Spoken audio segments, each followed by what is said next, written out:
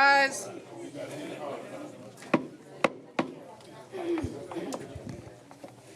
Oh yay, oh yay, oh yay. Silence is commanded by this honorable commission. All those having business, draw near. Let me wait till some commissioners please get in place.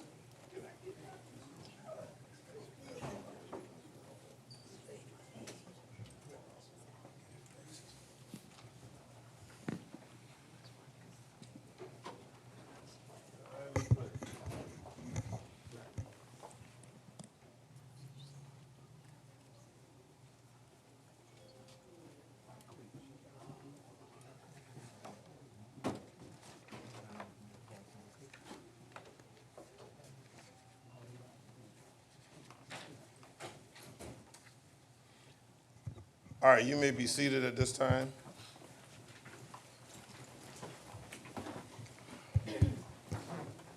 Let me ask all of you now to check your cell phones. Please, ma'am, please, sir, check your cell phones that they not go off during these proceedings to interrupt us. We have deputy sheriffs here who they don't want to be weighted down going back to their job with your cell phone, all right? So please, ma'am, please, sir. I've asked you to be seated at this time until our inspirationists and our invocationists come before us. And we have the district missionary evangelist, Katrina Myers of the Little Praise Missionary Church of God in Christ, who is with us here today. She is one of Ms. Gale's favorites, and she's gonna come to us today. And she's affiliated with the Little Praise Mission Church of God in Christ under the leadership of her parents.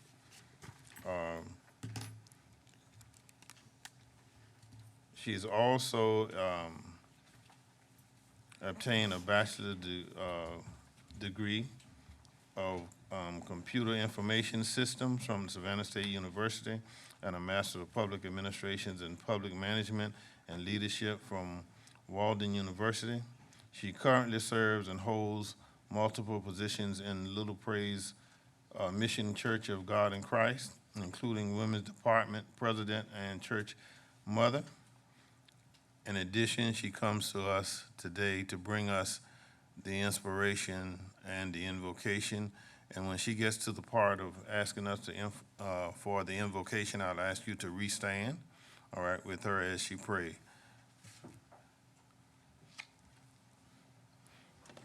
Evangelist, the floor is yours. Amen. Good morning to the chairman of Chatham County Commissioners, Reverend Chester Ellis, and to each of our district commissioners present on this morning. Thank you for the work that you've done to improve the lives in Chatham County. I want to thank you for the opportunity to bring words of encouragement and prayer on this morning. I want to leave a word of scripture with you on this morning, coming from Zechariah 4:6. So he said to me, "This is the word of the Lord of Zerubbabel. Not by might nor by power, but by my spirit, says the Lord Almighty." In Esther 4:14, it says, "For if you remain silent at this time, relief and deliverance for the Jews will arise from another place, but you and your father's family will perish. And who knows if you have come to the kingdom for such a time as this?"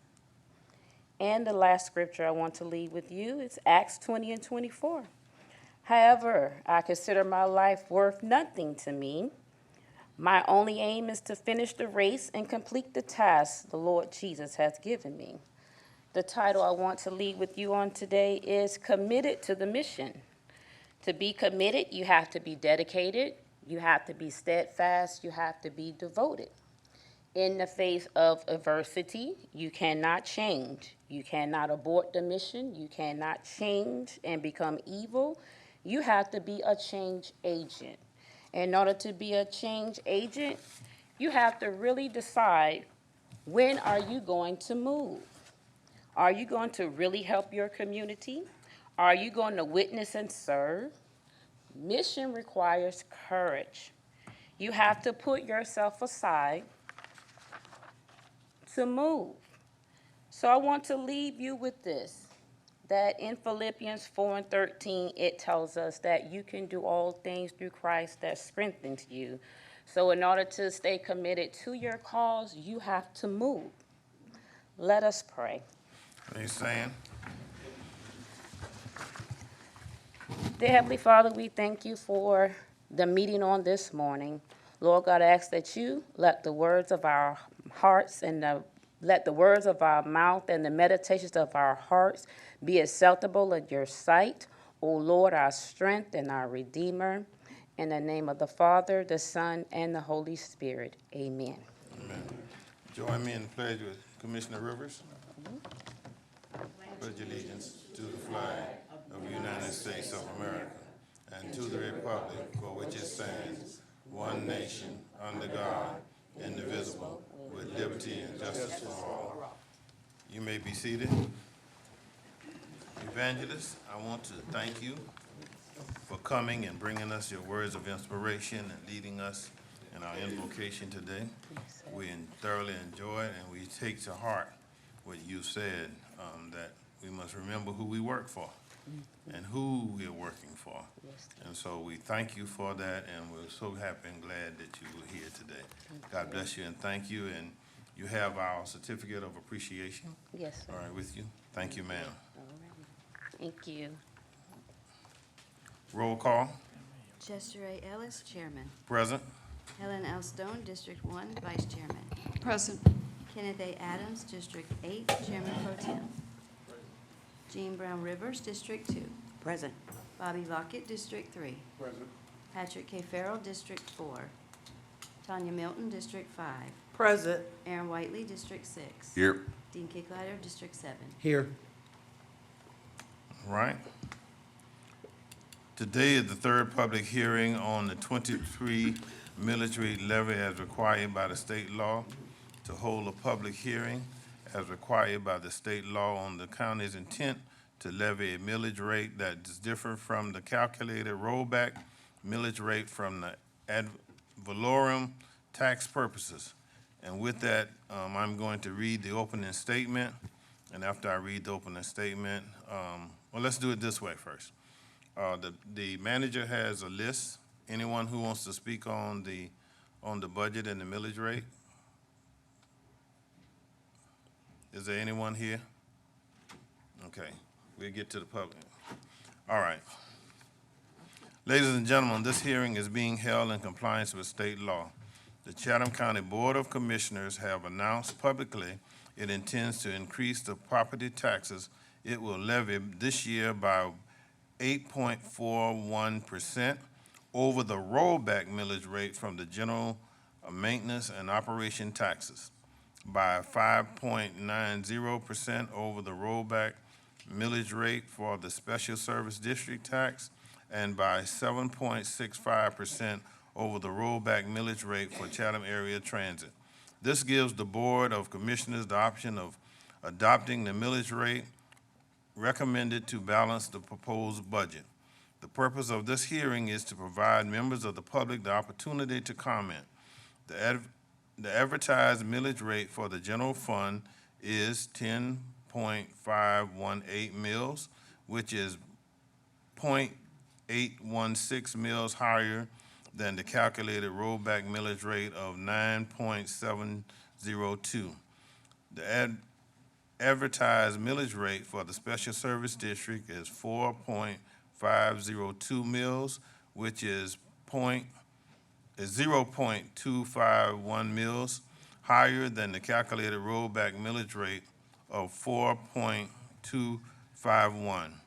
The advertised millage rate for the Chatham Area Transit Authority is 1.056 mills, which is 0.075 mills higher than the calculated rollback millage of 0.981.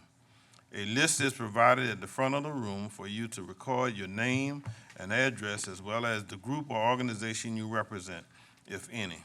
This will allow us to document that public input was solicited. We ask that you be brief and concise in your remarks, since there may be a number of people that may wish to speak. We want everyone to have an equal chance to be heard. With that having been said, is there anyone who wants to speak on the budget? All right, let me ask the commissioners, so that we will be in compliance with the law. Please give me a motion to open the public hearing. So move. Second. Properly motion and second that we open the public hearing at this time. Please cast your votes. May I speak? Waiting on 6. You need to approve it. Need- All right, all votes are in. The public hearing is now open. There is a commissioner who wished to speak during the public hearing, and so I recognize Commissioner Kicklighter. Thank you, Mr. Chairman. This is for the benefit of people watching at home and people in the audience that may not know, as well as media members that are relatively new to our area that most likely you do not understand what's taking place here today. We're one of the only counties that I'm aware of that has a Stevens Day bill in place or anything like it, which means that when people applied for their homestead exemption years ago, the value of their home that they're taxed at was frozen. They keep the value current, but the value you're taxed at was frozen at the point when you filed it. So your property taxes, anyone that has their homestead exemption, there's no way your taxes are going up from the county unless the millage rate itself is increased. And that's been going on for years and years and years. So the state of Georgia, in their wisdom, which I understand, when we create ordinances here, but in their case, I guess laws, when they come up with things, they have to apply statewide, and we're very unique with the Stevens Day bill here. So they came up with this idea that they were going to make local governments advertise that they're actually increasing your property taxes if they're not reducing the millage rate to offset how much it increased, the tax digest increased. So basically, in our case, all of the new growth that came into the area increased the budget. And as you know, with the new growth and many people, we need more roads, more infrastructure, more everything to actually service everyone here. That money, in this case, is being utilized to cover the expenses, cost increases that happen every year. So no, we couldn't afford to roll back your taxes today, but that's such a horrible law, I guess, that the state of Georgia came through as far as Chatham County is concerned, because we in no way, shape, or form are increasing taxes. We just have to advertise that if we're not actually reducing your property taxes. So that's it. All right, any other commissioner? Hearing and seeing none, may I have a motion to close the public hearing? So moved, Mr. Chairman. Properly motion and second that we close the public hearing. Are you ready for the question? Please cast your votes. All right, all votes are in. Let us now go to Mr. Manager, our special presentation and the service awards. Yes, Mr. Chairman, Board of Commissioners. I'm going to ask our Human Resources Director, Ms. Carolyn Smalls, to come to the microphone so we can recognize our county employees as they reach different benchmarks in service to this county. Ms. Smalls. Thank you, Mr. Manager. Good morning, Mr. Chairman. Good morning, Commissioners. It is always my pleasure to recognize our team members who have reached a service milestone with Chatham County. We recognize you today for a service year, but we know behind that number, those years of service, there's a lot of hard work, a lot of dedication, a lot of accomplishments, challenges, teamwork that brought you here today to this point. And so we are pleased and we're honored to recognize you for your service today. So as I call your name, I ask you to stand. I invite Mr. Kegler to please come down. He will present your award to you. And as I call your name, if you will stand and greet him, receive your award. Also, we have department heads, elected officials with us today. And as your team member's name is called, we invite you to please join them up front. to join them in receiving their award and to have a photograph taken. So our awards today range from 25 years to 5 years of service. And we will begin with a 25-year award to Mr. Michael Blakely of Engineering.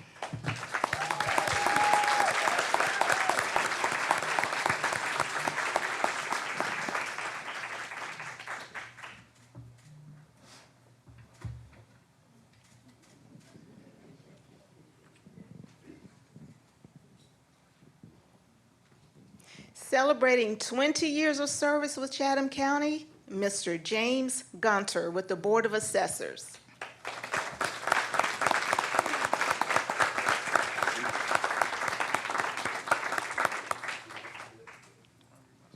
Known that a while. We've been over there a while. You've been here longer than you. Yeah.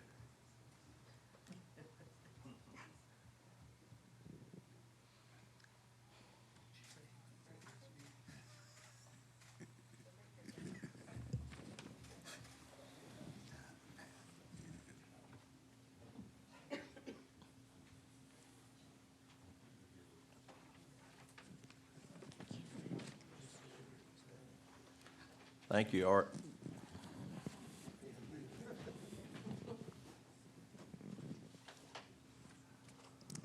And celebrating 15 years of service, Ms. Stephanie Ritzert with Juvenile Court.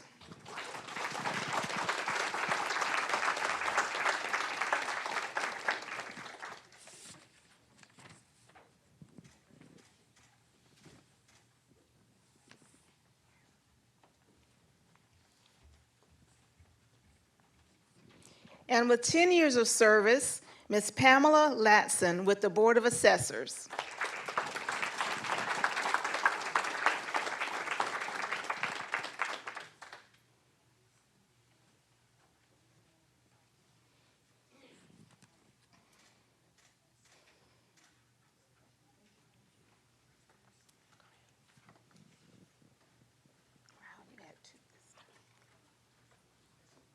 With 5 years of service, Ms. Stephanie Davis with the Frank Murray Community Center.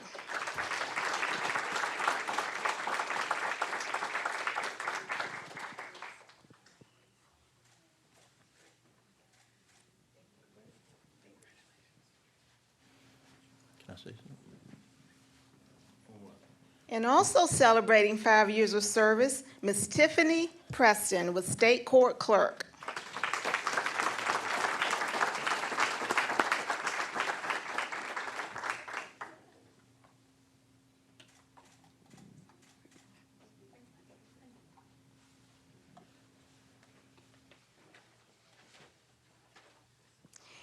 And Ms. Anitra Hodge Wilder is also celebrating 5 years of service with the District Attorney's Office.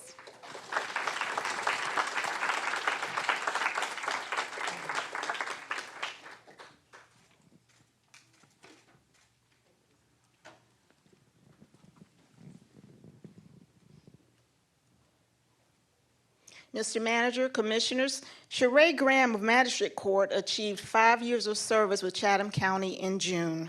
Sadly, Sheree passed away this month. Her mother, Maddie Graham, and her son, Devin Graham, are here today to accept Sheree's Service Award.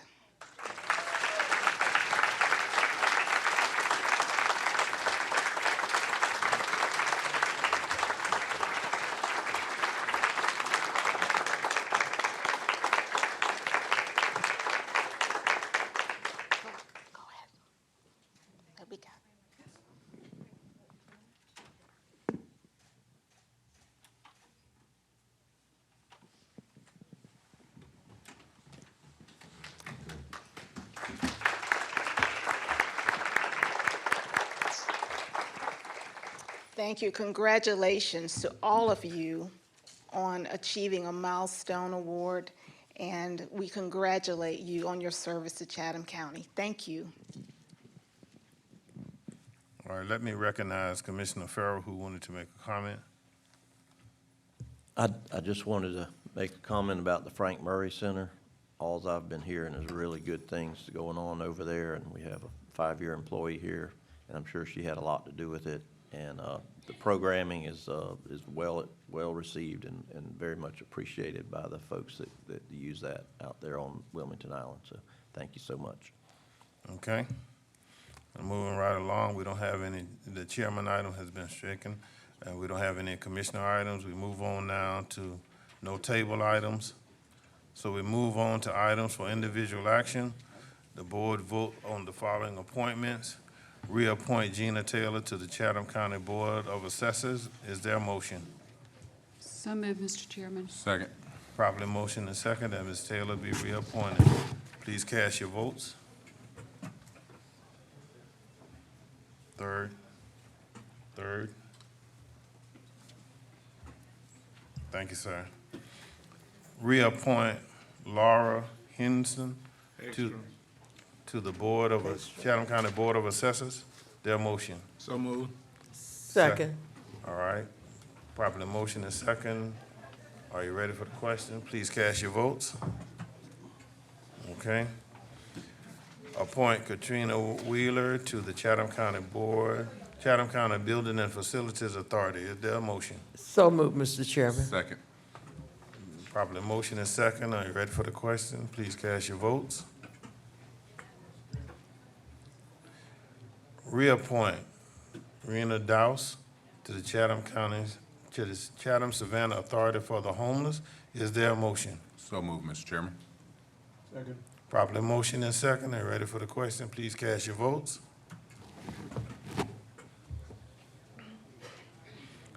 All right. Appoint James Mitchell, excuse me, to the Chatham Savannah Authority for the Homeless. Is there a motion? So moved, Mr. Chairman. Second. Second. Properly motion and second. The questions, please cast your votes. Okay. Appoint Liz Manker to the Department of Family and Children Services. Is there a motion? So moved. Second. Properly motion and second. Are you ready for the question? Question, please cast your votes. Reappoint Aaron Whiteley to the Chatham Emergency Services Board. Is there a motion? So moved, Mr. Chairman. Second. Properly motion and second. You ready for the question? Please cast your votes. All right. Reappoint Helen L. Stone to the Chatham Area Transit Authority. Is there a motion? So moved, Mr. Chairman. Second. Properly motion and second. Are you ready for the question? Please cast your votes.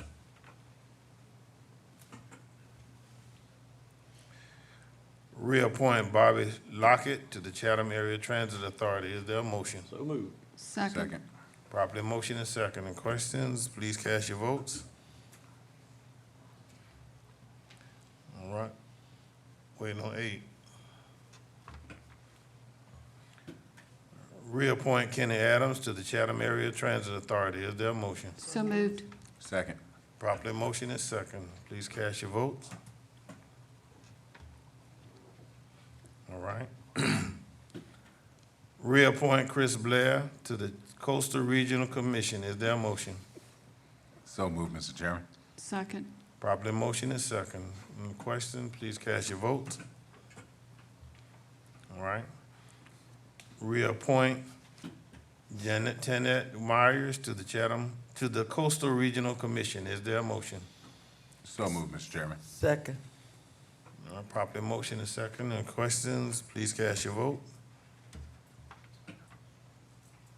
6. All right. Reappoint Sabrina Kent to the Coastal Regional Commission. Is there a motion? Second. Properly motion and second. And please cast your votes. Okay. All right. Request approval of the following budget amendment and transfers. In the general fund, transfer $4 million out to CIP from the detention center's salary benefit account. 2, in the special service district, A, increase business license fee revenue $500,000 and increase transfer out to CIP $500,000. B, transfer $70,000 from engineering professional services to transfer out to CIP. 3, and the Child Support Fund transfer $117,230 from Child Support Salary Benefits account into the operating budget. 4, in the multi-grant fund, A, increase revenue and expenditures, $5 million for the Georgia Department of Community Affairs, Community Development Block Grant, Disaster Recovery. B, decrease revenue and expenditures, $415,164 for the Federal Opioid Settlement Fund. C, decrease revenues and expenditures, $111,718 for the American Rescue Plan, Local Assistance and Tribunal Consistency Grant. 5, in the CDBG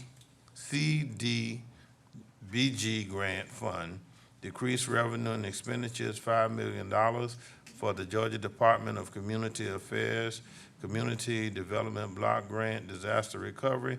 6, establish the National Opioid Settlement Fund, 213, with revenues and expenditures of $415,164.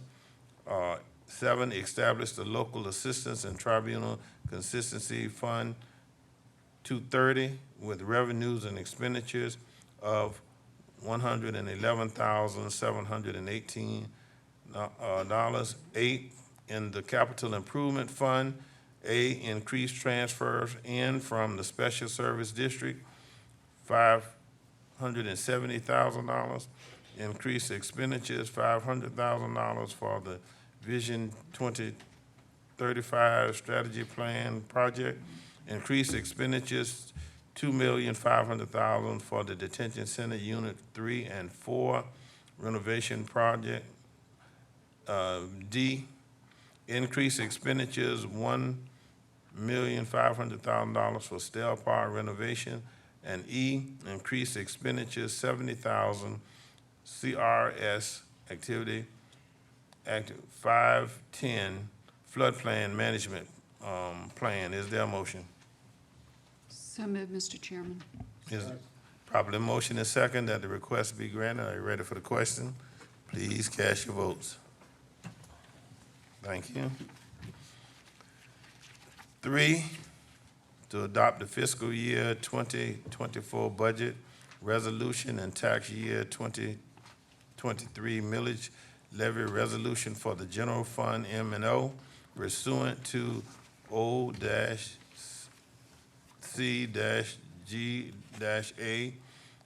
48-5-32.1 and approve submittal of the tax year 2023 property tax digest to the Georgia Department of Revenue for approval, including Form PT-35 county millage rate certification and Form PT 32-1 compensation of millage rate rollback percentage increase in the property taxes for tax year 2023. Is there a motion? So move. Second. Been properly motion and second that they be adopted. Are you ready for the question? Please cast your votes. Okay. Budget adopted tax year 2023 millage resolution for the Chatham Area Transit Authority pursuant to O-C-G. You skipped one, Mr. Chairman. You skipped the SSD. That's all right, we don't need a budget there. Oh, I'm sorry. Okay, I'm sorry. Let it go. Thank you for bringing to my attention. Number 4, to adopt the fiscal year 2024 budget resolution for the Special Service District and adopt a millage levy resolution pursuant to O-C-G-A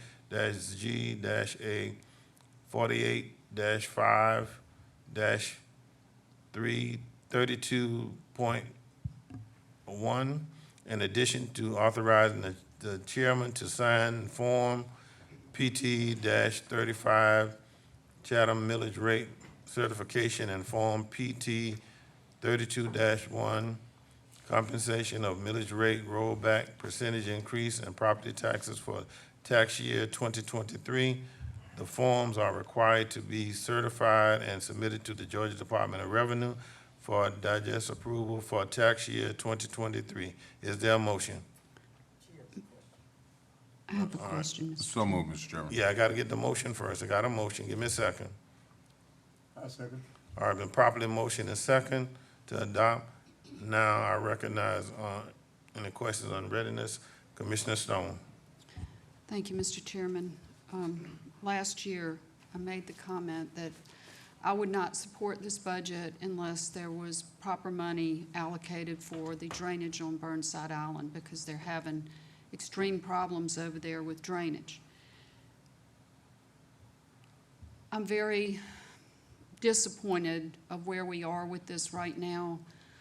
We've had a year, we've got tidal gates that are not functioning properly. We're in the summer rainy season, and Lord knows we've had a lot of rain. And ditches are full, water's not moving, and in a quick fix effort, I guess, and maybe I'm speaking out of turn and I don't want to, the county went out and scraped one of the roads and really made it look horrible, when in fact, from someone who's not an engineer, it would have made more sense to have made sure that every single one of those tidal gates were operating properly. So I have some heartburn over this budget this year, and I understand there's $1.4 million for drainage for Burnside Island. First of all, I want to verify that, and secondly, I want to know if that's enough money. I don't want to get halfway into a project and not be able to complete it, but the people there need some assurance that their lots and their septic tanks and their property is going to be safe. Ms. Stone, just to respond to those issues, the engineering staff did a review of Burnside Island in terms of what it would be needed to improve the drainage in that area. Engineering came back and said they've estimated about 1.4 million would be needed to do the initial fix. That does not include if we have to purchase any right-of-way to do any work. So we've got to continue, we'll have a contingency for that if needed. On the tidal gate situation, ones that are failing, they have been ordered. It's an extremely long lead time to get that, but we're working on those. But I guess the short answer is the 1.4 is there. We think that'll be adequate. If not, we'll come back and supplement that with additional funds. I appreciate that, but again, these tidal gates are almost a day late and $1 short. They should have been done during the winter months when the vegetation was not what it is right now. But when you ride out there and you see marsh grass growing in ditches, you know that salt water's getting in there. And we've been through this, and I guess I'm going to try to be polite, but my patience are running thin. We've got to get this fixed. We owe that to the people that live on that island. And I don't want to have to stand there in front of them one more year and say we're working on it. Because Mr. Kegler and several members of your staff, we did a field trip. It was a year ago. And here we are a year later, and these things have not been addressed. So I'm having a little heartburn, Mr. Chairman, over voting for this budget, but I want to make sure that this is taken care of, because if not, and I don't know how else to say it, but I'm going to be your worst nightmare. All right. Anybody else? All right. It's been properly motioned and second. Ready for the question? Please cast your votes.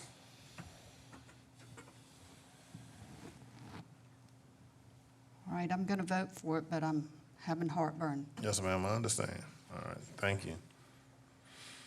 All votes in now, back on track. Board adopt the tax year 2023 millage rate resolution for the Chatham Area Transit Authority pursuant to O-C-G-A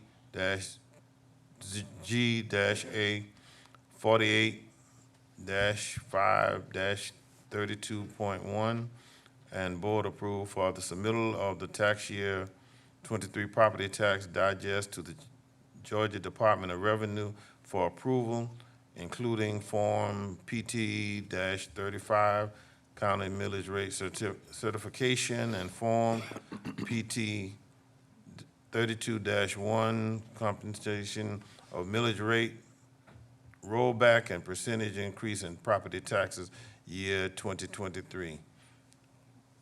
All right? Is there a motion? So moved, Mr. Chairman. Second. Properly motion is second, that it be adopted. Question, please cast your votes.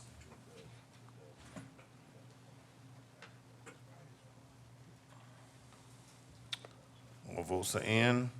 To adopt the fiscal year 2024 budget resolution for the Chatham County Property Fund, non-major special revenue fund, and debit service fund, and capital project fund. Is there a motion?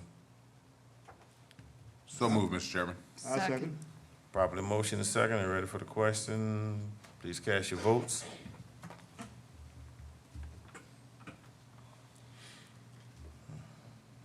All right, and request board approval to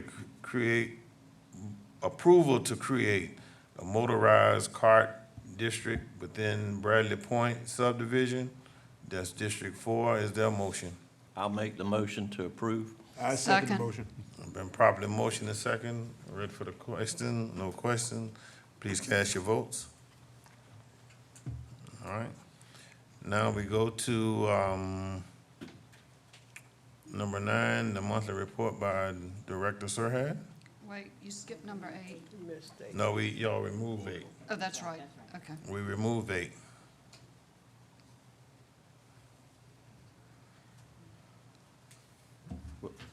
Do we have a time certain when we're gonna? No, they didn't say anything about that. We let the staff send that out after the meeting.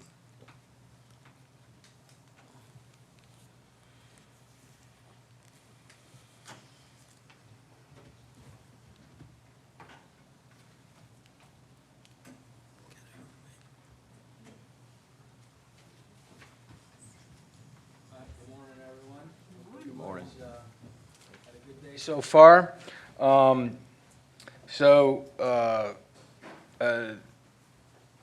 bi-monthly stats should be in your book there.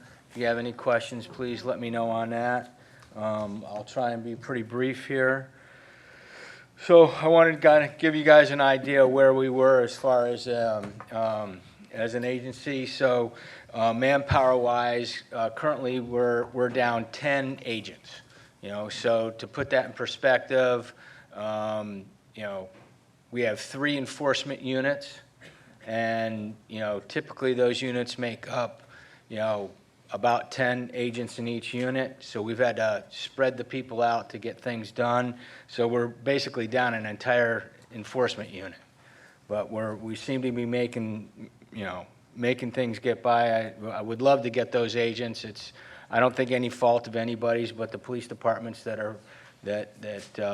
we're partnered with, they're short on manpower, so that trickles down to us. I just wanted you to be aware of that. So, you know, kind of the norm is every other month I come in and kind of give you an update on the fentanyl situation. So far this year, the 2 investigators they have assigned to do the overdose deaths investigations have been called out 54 times just this year alone. And we currently, as of I walked out of the door this morning, we're at 46 overdose deaths. In comparison to last year at this time, we were at 23. So that number has doubled. I think part of the reflection is, well, it's twofold. One, we're seeing more and more fentanyl come into the area. You know, we're working as hard as we can enforcement-wise to get as much of that off the street, and the number of investigations that we're doing on a daily basis that don't include fentanyl are are slim. So we're, enforcement-wise, we're going after it as best as we can. The other factor here, and I know I kind of bring this up all the time, is that we are getting better at statistically grabbing the numbers. So, you know, to say we're up double from last year at this time, I don't know if that's a fair statement. Just so I want you to keep that in mind, that we are getting very good at getting these numbers, responding. All the departments are contacting us the second they see something, and so we're able to get our folks on the ground or at least talk to the detective at the scene. So from that standpoint, it's working properly. So we still have the fentanyl and naloxone that we're distributing to the departments. That's all grant monies that we've received from the state. That program is going just good, very good. And then we've put together the platform for a couple of my agents to go out and meet with the uniformed police officers and teach them how to utilize that. And then along with that, just, you know, some updates on fentanyl and how dangerous it is. So just this year, we've done 275 officers. I think with SPD, you know, they've got 500-600 police officers. So at least twice a month, we're going over to their shop and providing that training for them. And then on the public awareness, I've personally been out probably in front of over 1,000 people, from the high schools to the middle schools. I've talked to the 6th and 7th grade classes at several of the middle schools, and then been to quite a few of the high schools, and those presentations I think are going very well and very received by the kids. And then just literally on Monday, I was asked to go down to the Georgia chapter of the FBI National Academy group here in Southeast Georgia, and spoke to about 120 officers and chiefs and heads of department, and basically outlined what we have going on here in Chatham County, our overall multi-pronged attack. And I think that went very well. I had numerous individuals come up and go, hey, we really like that. Can you give us this, give it that? So I'm in contact with those folks, and they're actually wanting to sit down or take bits and pieces of what we're doing here. So I think that's a good sign. And then I hope by the end of next week, we'll be ready to go on two of our investigations that will be charged with felony murder. I can pretty much promise you that when that happens, I will sing that to high heaven, and hopefully we can use that as a deterrent. You know, I don't think we're ever going to really stop everybody from selling drugs, but maybe we can deter them from selling drugs that are killing people instantly. So that's the goal there. So is the felony murder from providing fentanyl or something? Yeah, well, it's not even really the fentanyl. The statute, without getting in the weeds on this, basically is you commit a felony that causes the death. So whether it's fentanyl, whether it's, you know, you're doing a bank robbery, you know, whatever it is, it's the felony. You cause you do a felony, and it causes the death of somebody. So we're actually going after a dealer who all day long. Who provided the fatal dose. Toxic fentanyl. Yes. Without probably properly even warning whoever they Yep. sold it to. Yes. So that could be a game changer. I'm hoping. I'm hoping that's so. You know, we started this. You know, 18 months ago. I set this the overdose. My guys, this is what they're going to start doing. We did some training. We brought PAC down to train the district attorneys to say, hey, you can do it. We trained all my investigators and some of the investigators, the detectives, anybody that wanted to come. We offered that to all those folks to say, hey, this is how, these are the nuances to those types of investigations and how you collect the evidence and crime scene analysis, and then how you take that evidence and move forward. These are extremely difficult cases, because it's not somebody it's not just, bang, that guy shot, they're just difficult. They're very difficult. So I'm hoping it's a game changer. I think it will be. And so, that's what we've been working towards for the last 18 months. Well, I certainly hope you are successful in holding people accountable for their actions. And when you sell dirty product to somebody and it kills them, that's about as bad as it gets. Well, and I think we have everybody, everybody's on board, the district attorney, their office, my ADAs, the investigators, all the other departments, we're all moving that way. So, Mr. Lockett? Thank you, sir. Why do you think that's such an increase in the overdose death? I think that the sheer volume of fentanyl coming into this county and to all counties across the country we've never seen anything like it. So it's just the sheer volume. And then the other thing that we're seeing, and I know I've harped on this and I will continue to harp on this, is that everything's being laced. So you've got these kids thinking, the days of, they're just kids and they're just experimenting. It's, you experiment once and you're dead. So, we've already lost one high school student here. And so, along with the fact that these drugs are so addictive that it overrides everything that a person thinks does. So even if they're using heroin or oxycodones that are prescribed, that are clean, sooner or later they're gonna for availability or cost end up to get stuff on the street. And 80% of the illicit pills on the street are laced with fentanyl.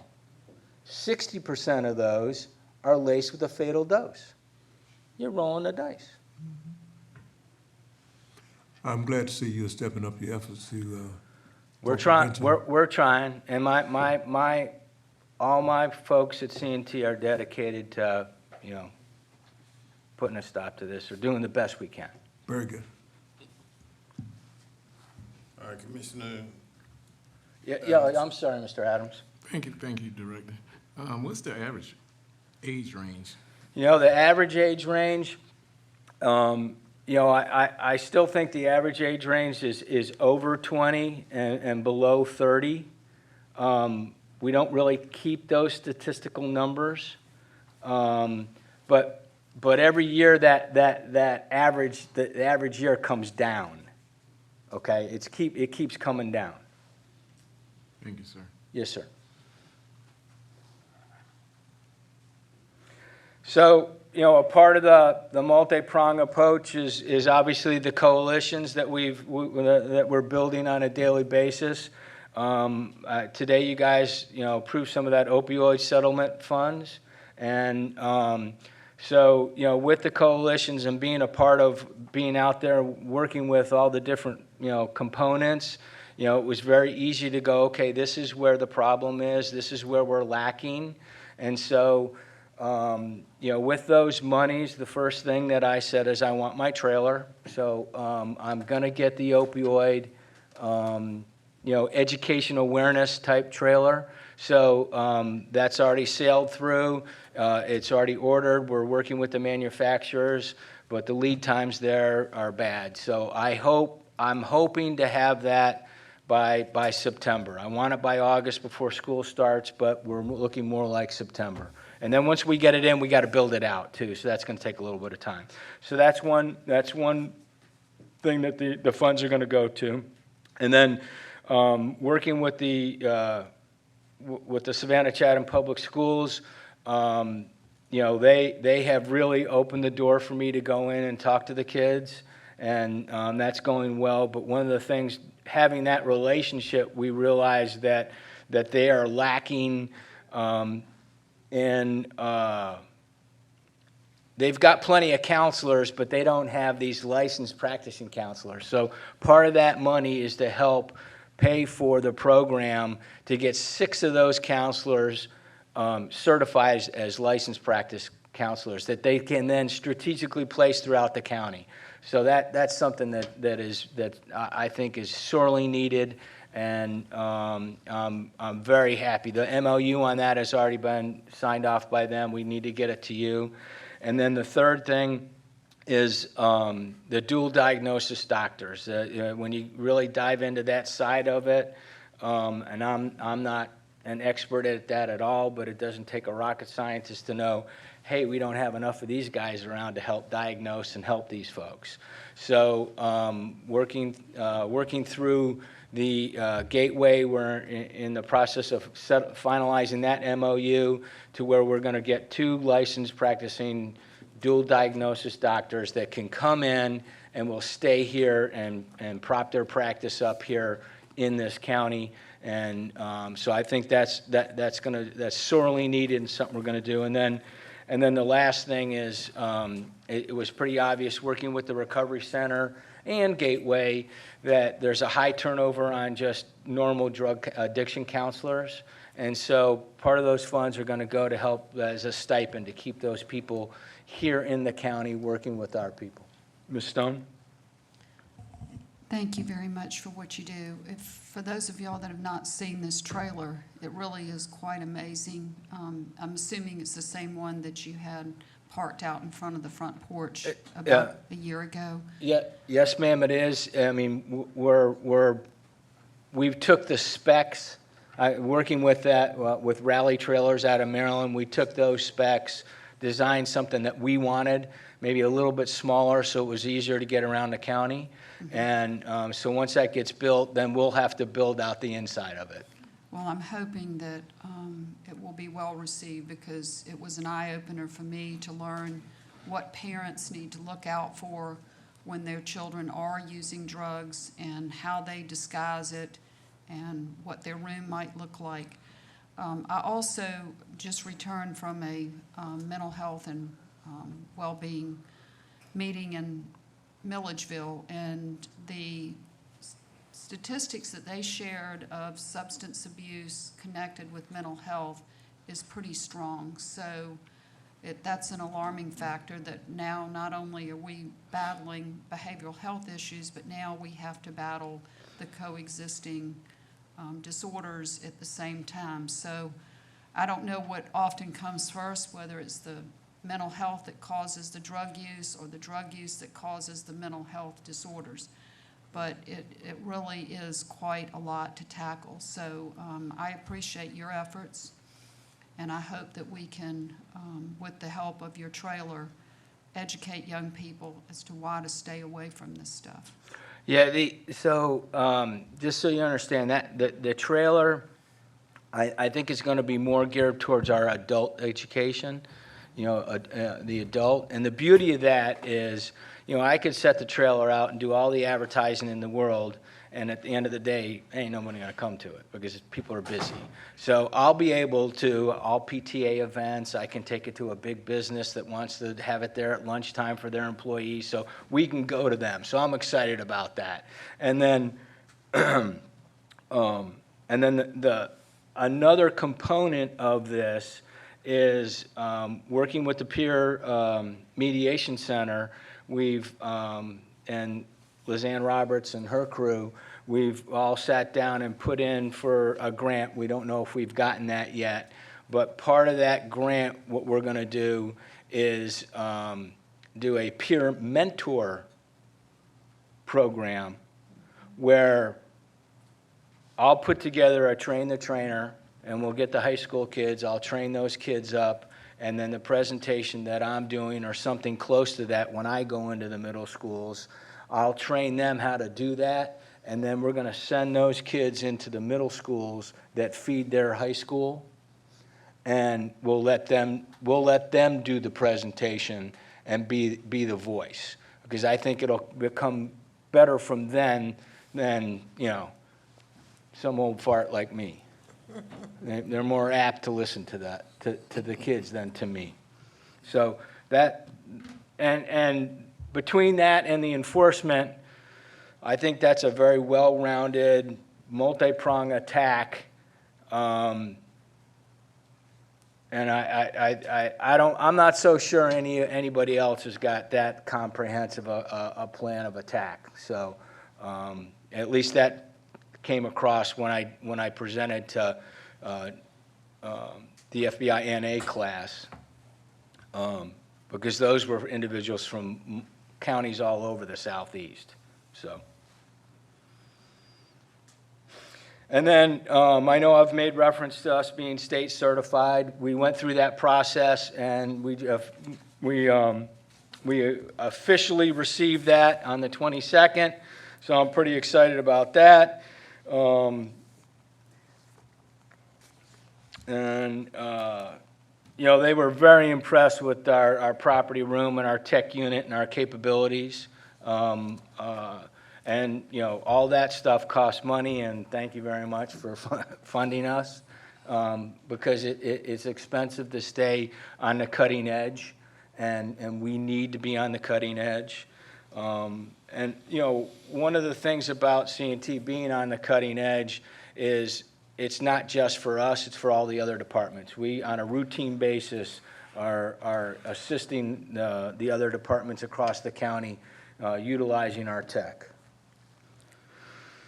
So we finally got the letter on this, and we're going to be getting a silver award.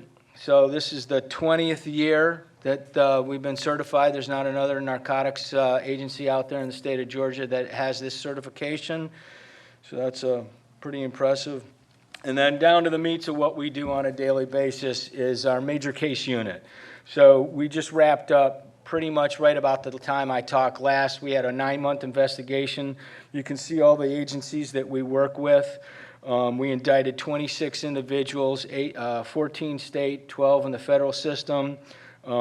Seized quite a bit of drugs on that investigation, and you know these are very, very complex investigations, and you know just the coordination that has to be done with all the agencies and keep that ball rolling is pretty impressive. What my people do on a daily basis, and then just recently we finished up a 5-month investigation that we work very closely with FBI ATF and the SPD SIU unit. We indicted 19 in the state. It was a street gang investigation. They were very violent and responsible for a lot of violence going on. And so, you know, hopefully, you know, that'll slow things down. It's getting summer. Typically in the summer times, you know, that gets ramped up. So that should have an impact. You know, I mean, obviously, at the end of the day, the only thing really that we're here to do is protect the public, and I think this will have a big impact there. This organization was definitely a marijuana and a fentanyl pill distribution outfit, so that was another good reason we were doing it. So our tactical teams, those are the 2 teams that go out and rip and run on a daily basis. They're extremely active. And I just want to highlight the one case. So we ended up starting a very basic investigation. The agents are out there, you know, in harm's way doing undercover work. So we actually had an agent starting out doing the undercover work. You know, we started out at the hotels. You know, the hotels are a hot spot, so we're out there trying to hit that and infiltrate that. And you know, I want my TAC units. They need to be aggressive and fast moving, but we need to really work those cases up a little bit. And so this is the fruit that we bore from just not going out and doing a quick buy bust. They worked the investigation and it ended up executing 2 search warrants, and we ended up with a pill press and all the fentanyl and everything to go with it. So this was recent. It's here. You know, just another one of my punching everybody in the nose and letting you know this isn't going away. So just some brief photographs here. So they were absolutely taking powder fentanyl and manufacturing and making the pills, okay? Here in Chatham County. I can't express that enough to all the kids and to all the parents and to anybody.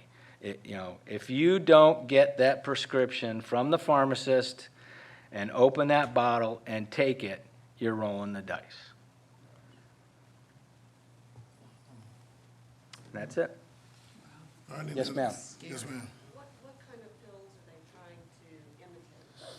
Oxys, Roxys, Percocet, Xanax, Adderall, thank you. Well, we had the 2 Ohio State students, yeah. All right, anything else? Commissioner Wiley. Thank you, Mr. Chairman. Director Sarhat, so I understand that the fentanyl is a synthetic drug, am I Yes, correct? sir. And so is there any progress on the federal level as kind of get into the root of that? I know my understanding is that some of that, at least it originated in a foreign nation. Yes, China. yes. But, you know, has there been any leeway on, or excuse me, progress made on? You know, all you have to do is, and I haven't done this because I'm not gonna, I already know, but I think it'd be very easy to go back and research where the large seizures of fentanyl are taking place, and then it's no small leap to go. It's coming across the border, because that's where it's being seized. It's being seized at the border. It's being seized in those communities, and it's being seized outbound on those interstates that lead to and from those areas. So the bulk of that is coming across the southwest border of the United States. Thank you. Build the wall. All right, thank you, sir. Yes, sir. Appreciate you. And let me say now, I was most appreciative too, because we have a youth activity at the church. And 2 of the kids who were in the Really? youth group, yeah, they were at the school when you did a presentation. Which school was that, sir? I don't know. Okay, all I'd right. have to ask them, but They're still talking about it. yeah, they talked that's about good. they talked about when we talked to them about drug and drug use, Yes, sir. and they talked about the officer who Fell did the out. presentation at school about the fentanyl. Okay. I knew it was you. Okay, so listen, I think, and I've said this publicly before, and I'm gonna say it again, I think the best avenue that we have is education. The more That's we the long educate- term. Yeah, That's- the more we educate parents and children about this danger, because, you know, we've even seen the video where first responders go, and the person who they went to attend to, and they fell backwards. Yep. They fell out from the fentanyl, you know, and had to be revived with the pen. So knowing that we're putting everybody in danger, you know, your kid come home from school with some of it on him, and they get some of the older adults who have underlying issues, it can be a problem. So I just appreciated that the young man and the young lady who attended the seminar you had at school was able to express what they heard. And I Well, they're think that still was talking important. about it. Yeah, they still talking about it. That's the big thing, is That's if good. you can walk away and when I did the presentation at St. Andrews, the high school, I had the whole high school. And so the following morning, I got emails from the principal and the vice principal out there, or the dean, or, you know, whatever. And they got swarmed with emails from parents. Right. Which meant the kid went home and told told the parents. And I'm like, that's a win. Yeah. That's and a I'm win. agreeing with you. I appreciate what you're doing and All how right. you're doing. Thank Yes, you sir. so much. Thank you. Yes. I just want to say, I know that because it's such a politically hot topic nationally, everybody kind of giggled when they said the wall. But I think a group like ours that really are very much in my opinion, act as we're nonpartisan up here. I think we could have possibly some kind of lead and change nationally. When we've got a majority of Democrats here, and I'm gonna go back, 15 years ago, everybody thought they should build the wall. Then politics got in the way, so then now we have a group that don't, and I mean, fact is, anything to slow this mess down is good. Yeah. And if we, as a majority of Democrats, could pass a local little resolution asking them to finish securing the border, build the wall, send it on. Maybe the rest of the country get involved, because it's not about politics. It's about our people dying and Save many people different lives, things. yeah. So is that something we could consider as a group? Would y'all consider doing that? Just ask and send it off. Ask them to consider. We can talk about it. It's just No, a yeah, resolution I mean, system. It's just words. talk about Just, Excuse me. it. We'll talk about it. All right. Mr. Chairman, the National Association of Counties, as you know, has put together a mental health and well-being commission. And one of our goals is addressing not only mental health, but substance abuse. And what was discussed in Wednesday's meeting in Milledgeville was perhaps every county in the state of Georgia passing a resolution for mental health and substance abuse and the treatment that would be necessary for that, to be open-minded and trying to be proactive rather than reactive. So the ACCG, the state association, is trying to put together a template as we speak that I think that this board, when it comes forward, should thoroughly look at and consider passing this resolution so that we can say to the National Association of Counties that we're on this, we want to take a lead on this, and Georgia is proactive. So I will, that was discussed on Wednesday, and as soon as they get that template together, Mr. Chairman, I will Yeah. make sure that we all have a copy of it, and if you want to add to or delete from, or whatever you want to do, but like I said, because we're finding the coexistence of mental health and substance abuse, we wanted to bring this all together and say we need to fight this, whether it's fentanyl or whether it's an undiagnosed mental health issue. So I'm all in favor of that. I think Georgia made a big step towards this a couple of years ago with House Bill 1013, but we can take it to a different level, and I think we should. Yeah, and we're on our way now, in a few weeks to do NACO as well as ACCG while we're there, so we can put that in, like you say, get that template and put it in place so that we know. Yeah, I just think it Yeah. would be pretty powerful coming from a majority Right. of Democrats. Because Okay. if some old majority of Republicans pass something political, that's what you But expect. if we do it with But 100, when people can see that the majority of their own party wants the politics out of it, it could be a powerful thing to do. And, Okay, but if we do it with shouldn't be political. 159 states, Right. we've got yeah. some teeth in it. yeah. All right, yes, sir. Yeah, I'd like to echo my support for both approaches. You know, the one approach that Helen suggests is it's already here. Let's do something about it. And a more proactive approach is how do we stop it from crossing the border? Whether it's a wall or whatever. Whatever it is. Whatever it is, you know, stopping fentanyl from getting across here is very proactive, and that certainly would slow down the second part, which is what Helen's talking about. It's already here, and we got to deal with the effects of it. So I think it's a 1-2 punch, and it would be a good message to send out to everyone. Mr. Chairman, Yes, sir. and I think this should not be a political battle, this should be a. Turn your mic on. Okay, I think this, I'm not. Turn itself off. It's No, turned no, itself off. they turned it on I for think you. this should not be a political battle, this should be a public health battle. Absolutely. And that's what ACCG and that's what NACO is saying. It's a public health crisis that we're in.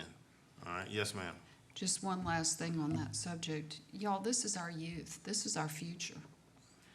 And if our children now are dying or truly harming themselves with the use of these products and the behavioral disorders that follow, I mean, where are we gonna be in 30 years? Yeah.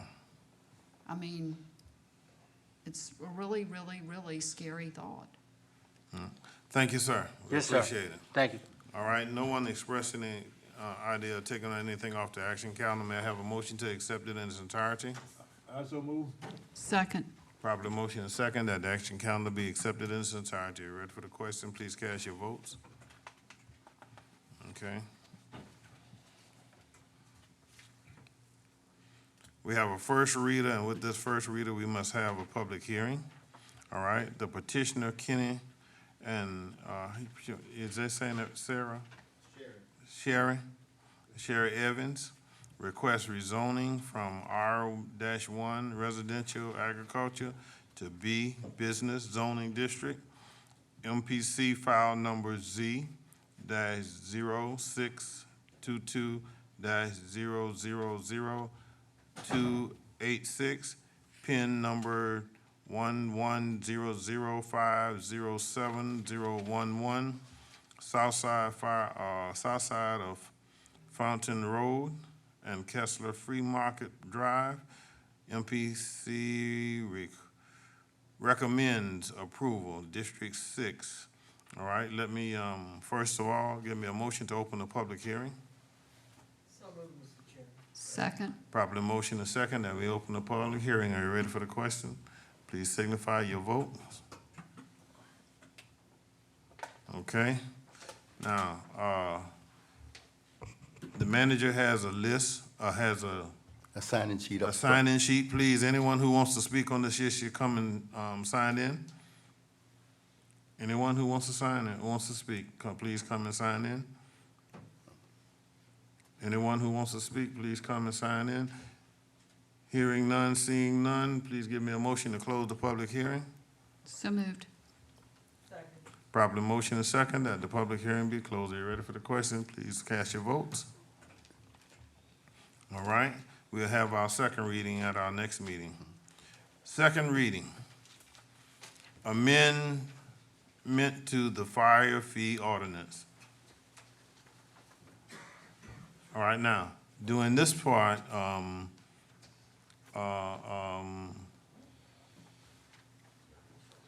yeah, we have to do a, It's not a public hearing, sir. no, We're it's just- not, but it's comment, public comments. Yes, sir. Now, is there anyone who wants to make a comment?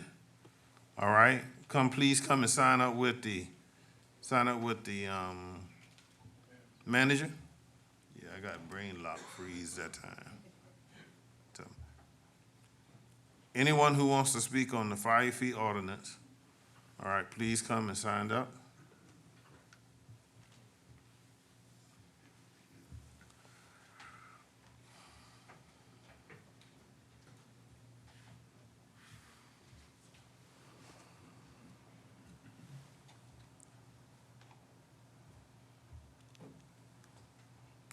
All right, anyone else? All right, let me have, let's go to attorney. Are we going there first? Am I correct? Yes, we're going to have the Assistant County Attorney go through the changes. Changes, right. Yes, sir. All right. Go ahead. You going to the mic? Okay.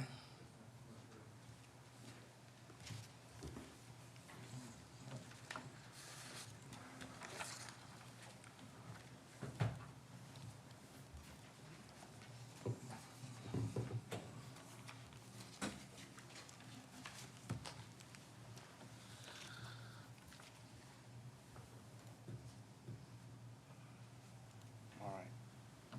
Mr. Chairman, Commissioners, the fire fee amendments that we have, some of it is just minor changes to the wording, but the most important changes that we have is the fee structure. So you'll see in the fire fee ordinance now that it will amend and remove the table that was originally there that had the brackets, and that has been removed, and now the ordinance will state fire service protection fee rate for all burnable structures on the property charged at 11 cents per square foot. And then, oops, what was that? All right. The language changes, one of the language changes that we had was in the 1202 to remove a portion of the language starting by Southside Communities Fire Protection, Inc., DBA, Chatham Emergency Services, Inc., or CES, and replacing it with as defined in the service delivery strategy and are not billed by a separate fire service provider by another municipality or a vendor selected by Chatham County or a Department of Chatham County or a volunteer fire department. That's because we have some people in the community that are that get their fire protection service from a municipality or from a volunteer fire department. The structure amendments, with board's approval, we had changed and exempted from that residential property class docks with property codes 6711 through 6717, 6757, and 9711 through 9714. And exempted from that was also the pool screen enclosures listed as the original property code 2016. So those have been removed from the table at the end. Then the billing amendment, part of that was for the, to add an unpaid balance must be collected and remitted at the time of closing, and amend section E to include the following language: any late charges assessed.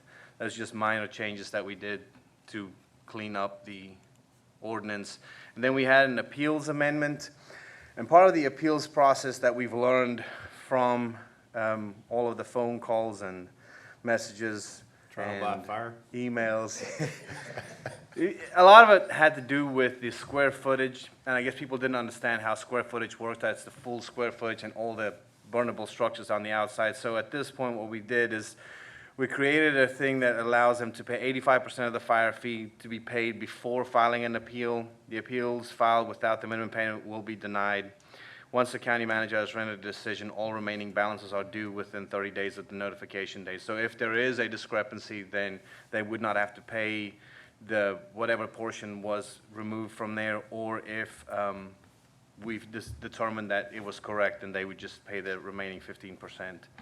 If the appeal results in an adjustment, any overpayments will be refunded within 30 days of the final decision by the county manager. So if we were incorrect, then we will refund them.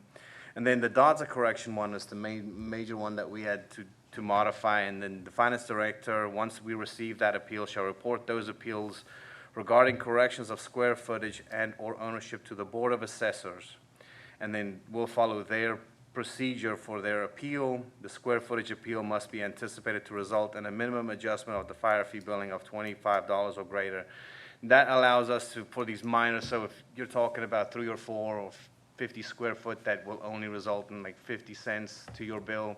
That really shouldn't be something that we would have to look at. But if it's something that's greater than that $25, that means there's a big discrepancy, then those would the ones that we want to look at. And 85% of the fire fee must be paid before filing that appeal. Appeals filed without the minimum payment will be denied. Once a decision has been rendered, all remaining balances are due within 30 days of the notification date. Those are the amendments that we've made to the fire fee. All right, let me get Commissioner Farrell.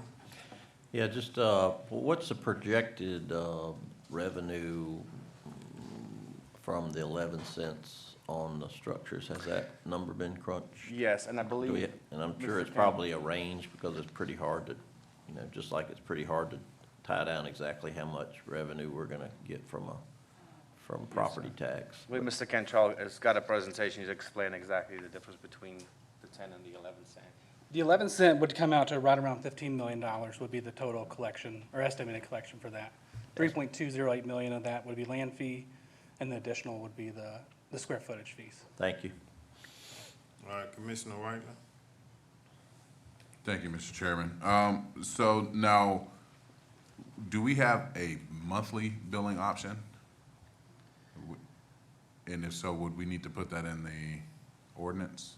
We could look at seeing if we could do that. I'm not certain, looking at the current structure, I'm not certain we could do that, but we can come back to you on that. That wouldn't necessarily need to be in the ordinance if we would do anything monthly.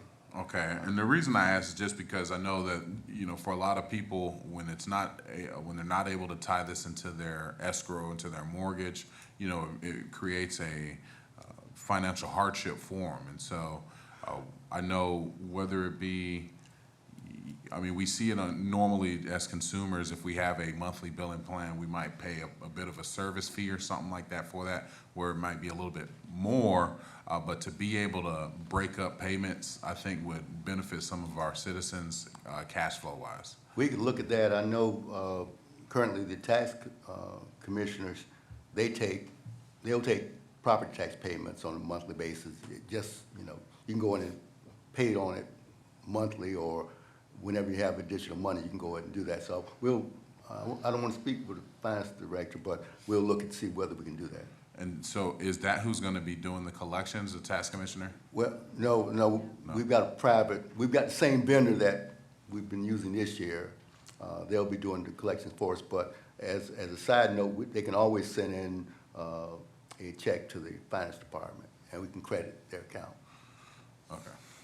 All right, Commissioner Stone. Okay. Also, to follow up on Mr. Cantrell's, you know, we estimate about a little $15 million in revenue, but we had to factor in some uncollectibles in there. So, you know, $15 million is not $15 million. It's what we'll get minus the uncollectibles. So we had to factor in some cushion in it for uncollectibles. All right, yes, hold on. Commissioner Stone? Thank you, Mr. Chairman. Does that 11 cents apply to commercial as well? I mean, so it's just straight across the board? That is correct. Okay, and then my second question, I just have still a little concern over this $100 land fee. If you're paying for fire protection for your house, the land fee just seems a little excessive. If you just have a vacant lot, that would be different, and I'd almost rather, and it's just a suggestion, and I may be wrong, see the people for a vacant lot pay a little more, and take it off of the fact that somebody's already paying to protect their house and not just the dirt that it sits on. So I don't know. I mean, this has been well, I won't say it. This has not been fun. And so I know we're trying to get to a point where we can collect the money to keep the fire service provided. And I know it's difficult, and I know that all of us sitting here have been the blunt of some unpleasant conversations, as well as the staff. So I understand, but it just seems a little redundant to charge somebody for the land if they're already paying for their house. And Commissioner Sawyer, I think that it's kind of one of those things where we describe it as a land fee, but that's basically your base fee, and anything above that we have to protect would be in addition to it. So it's called a land fee because that's what's there, and so it's really your base fee for fire starts at 100, and then everything else above that. Because the owners of a mobile home park, they would pay that base fee for everybody, but then the individual owners pay for their little structure that's on there. And in this case, that's just your base fee to receive fire protection. And I don't know whether doing what you, certainly at this state, we need to have the ordinance approved and on the books so we can start collecting for this year. We can come back at another time and look at that. It was just a suggestion. Yeah. It's just hard to fathom. I mean, originally when you got your subscription fee from way back when it was Southside, it never said anything about a land fee. Yes, it was just a subscription fee. And so it's just hard for me to get my arms around that. All right. Commissioner Kicklighter. Thank you, sir. I agree with Commissioner Stone on this. According to the info I have, 40% of the fire calls are for non-structure fires. So, I mean, if my math is right, a 2,000 square foot home, 11 cents, that's $220 plus 100 for the yard. So $320. Then we're talking $420 if it's a 3,000 square foot house, including the yard. And yet, we're charging the same for somebody living on 100 acres. 100 acres with their 2,000 square foot house.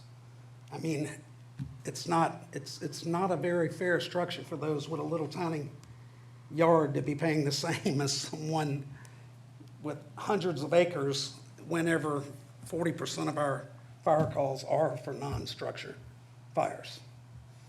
And that came from a former fire chief, gave me those numbers. So it should be accurate numbers.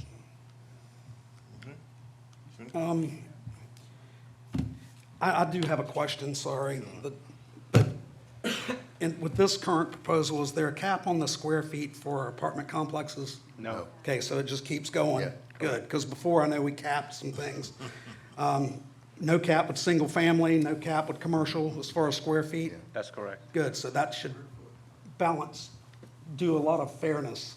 And that's the same methodology we need with this land versus someone with a tiny little lot versus acreage. We can look at the acreage. I would just say that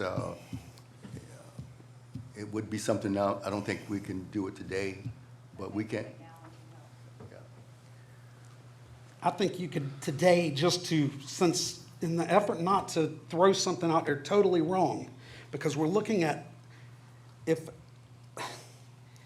we could today say that anything under a half an acre would be $50, and anything up to an acre would be 75. And then anything over an acre, and this is not gonna fix the problem, is then $150. Over an acre. But we have to build off the BOE data, so that would be the question. This doesn't completely correct that, but I was able to run the model based on the square footage fee versus the land fee. If we were to take anybody that has a square footage fee for their house, if we were to take those land fees off, that's about $3 million you'd have to increase in the square footage fees to cover that loss. Because there's only 3,000 properties in Chatham County that are pins with no structure on them as of last year. To do that, we'd have to go to, it'd be 13 cents per square foot. However, on the change rate for that, it looks like it dropped to like 66%. That's for a $14.285 million collection total. So you, like I said, you increase the square footage per square foot fee to 13 cents or 14 cents to get to that additional $3 million, but there's actually less changes than what we have with the 11 cents that we were looking at as of right now, if you were to lower, because that $100 fee would be removed from almost all the properties. 14 cents? Yeah, so the 14 cents, 13 cents would be $14.285 million collection, 14 cents would be $15.3 million collection. Yeah. Yeah. So we can wipe out that land fee altogether. And 14 And cents. land fee, other than parcels that have no square footage on them, and there's 3,000 of those, so it comes up just short of right around $300,000 in land fee.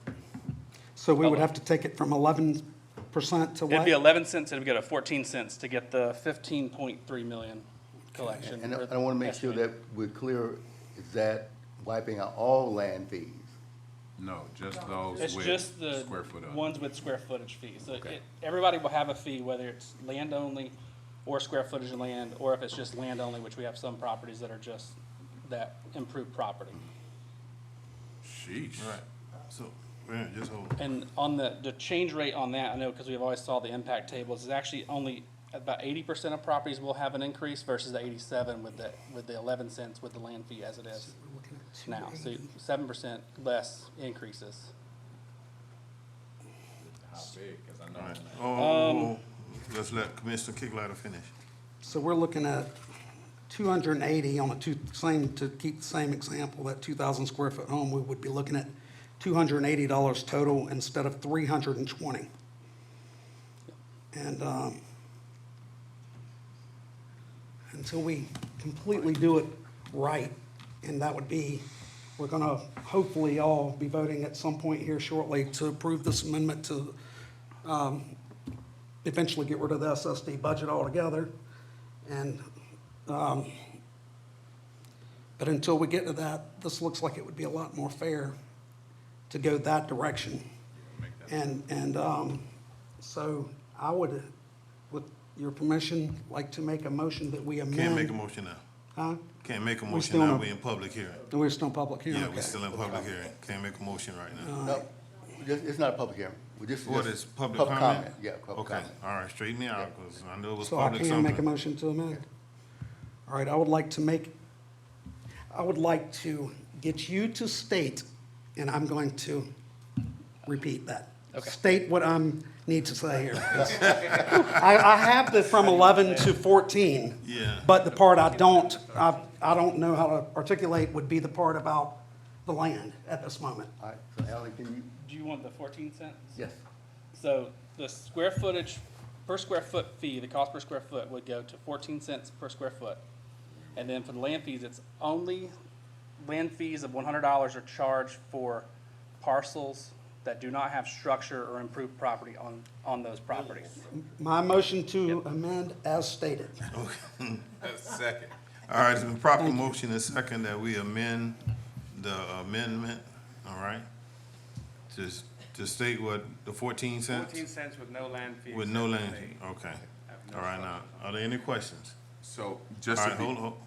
I do Wait have a a minute, question. yeah, go ahead. So just to clarify, as far as the other changes, we would keep the other changes as shown in our agenda packet. However, that section for the square footage would be amended as just stated. From 11 to 14. All right. All right, that's what we understand? Yep. All right. Is there anything in there that talks about the land? Yeah, We'll we have to- already did that. That'll be in, Yeah. $100 For, where there's no structure. Without that has no billable structure. Right. You might have a lot with a dock on it or something. Yeah, so So that's no billable structure. Right. so what would So happen how do you is, consider that? A lot with a dock on it? Well, I If consider your that dock just a code on land fire, fee. land because- fee. because Charge you we for already putting it out. eliminated And- docks. All right, wait a I mean, minute. there's, And if I Yes, sir, may. you still got the floor, go ahead. Thank you. To add on to this, I believe it's more fair because it also takes into account the apartments that we have out there as well as the condominiums, that the square footage of their homes will be the same and the lack of the yard or whatever won't apply here. So I think it's gonna balance out really well in the long run, much better. And then, like I said, we still have to have the ultimate goal that we've been talking about, to Right. right the wrongs of the past dimensions and absorb the SSD budget altogether. But, so, thank you. All right, come on. Ms. Davis. cost be for the largest parcel? That is gonna increase to, it'll be 66,000, because it's 477,000 square feet times the 14 cents. It's right around $66,000, $67,000.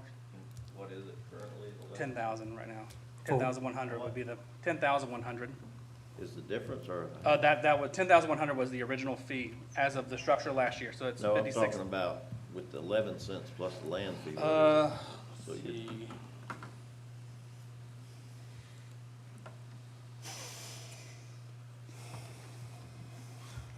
It's 53,470, So there's gonna go up $13,000. in addition to the increase from last year to this year.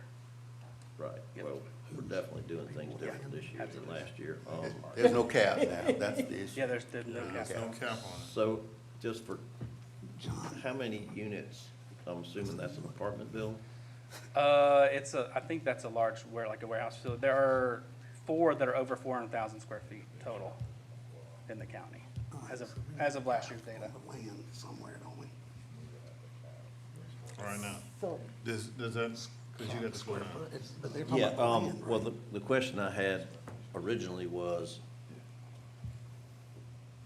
and I heard that we have the same billing company, but there was quite a lot of confusion when people were sending Chatham County money to another state. So when these bills go out, are they going to have a drop box in Chatham County? All the bills will have the Chatham County address on it. So everything will come to us, and then it can go to the vendor from there to be So- processed. The return address will be Chatham Chatham County, County, yes, sir. and the billable address to send your check or money order will be Chatham County? Yes. Good improvement. so, but, And that's it? So, All right, Commissioner Wilson. thank you, Mr. Chairman. So how does the third-party company get the money? from the county? So they'll mail it directly here if there was a mail-in payment, and then we'll mail it to them for them to process the payments. They'll apply to the accounts there. So we're Or we not- have the online portal, the www.myfirebill.com. That'll still be active, and then their 1-800 number can still take So payments. we're incurring another expense along with paying them? No, No. the other issue, most people pay it online, which is simpler. So we're, we want to keep that option there because it's just cleaner to pay it online. The people who mail in a check, which they're not that many. Not frequent. Not that many. All the correspondence and everything will come to Chatham County. That will eliminate a lot of the confusion that we had last year. And to talk about the $100 land fee while I got the mic, that was the hardest thing I had to explain.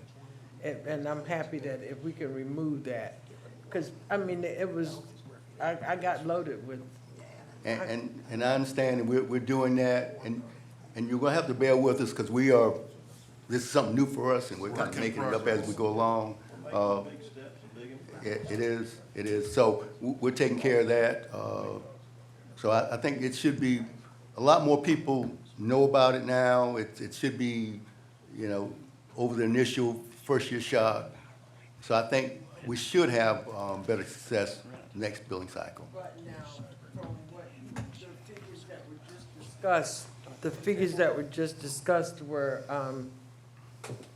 with the increase and removing the land fee, that property that you were just talking about, sir, excuse me, ask him to come back, because he gave the figure. I was getting him to put that square footage thing so you can see Okay, what it because looks like. that was They how much, editing while you how much of talk. an increase was that? About 13,000 on that 477,000 square foot. So, But that didn't have anything to do with, That was what- just one example of one Yeah. property And that we're- changed. because we're removing the cap. That was the big issue with a lot of residents. You're capping the commercial, and that was deemed not to be fair. So we're removing the cap, so the big landowners, the warehouses, apartment complexes, they don't have a cap anymore. It's just gonna be whatever the square footage is. Which is fair to everybody.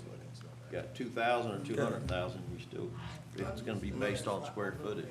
Come on, let's stick with letting the person who has the floor finish before we start commenting, okay? Well, I'm finished. No, I'm, okay, you finished now. Now we're going to Commissioner Whiteley, you're next.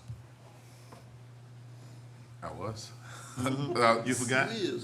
Okay. So, well, no, the only question I have is, so we're not capping commercial. Are we still doing half for the nonprofits and like churches and stuff like that? That model included the 50% discount for schools and churches. Okay, cool. All right, now, do I have everybody up here questioning? All right, that means that, you got one more? Come on. Yeah, I just want to let y'all know before we vote on this, just running some math really quick. This would do the thing of helping the people that need it most. If it was 2,000 square feet, it would take the bill from 320 down to 280. So if you were 1,000 square feet, you can do the math. It's going to reduce for those people. 3,000 square feet, it goes from 430 at 11% with the land to only 420. So you're pretty balanced there at 3,000. Then I just jumped to 6,000 square feet. And what it does without the land fee, it goes from what would have been a total of 760 to now 840. So it ups a little bit on the mansions, but it protects the little person with a tiny house that's poor, that has a little tiny piece of land that they're being asked to pay a minimum of basically, $300 or so, that they can't afford. Okay. All right, you got it? Got it all? Got it all?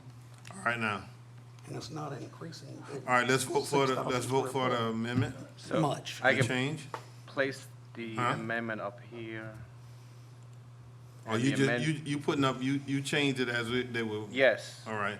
So- On your screen, the changes that you asked for is what you see on your screen before correct. you. It says the fire That's what service he said, protection yeah. fee rate for all burnable structures on the property charged at 14 cents per square foot. Land fee of $100 will only be applied to parcels without burnable structures. Right. Listen. Yeah, which is just the charts that break No. down what happens by square footage bracket on this.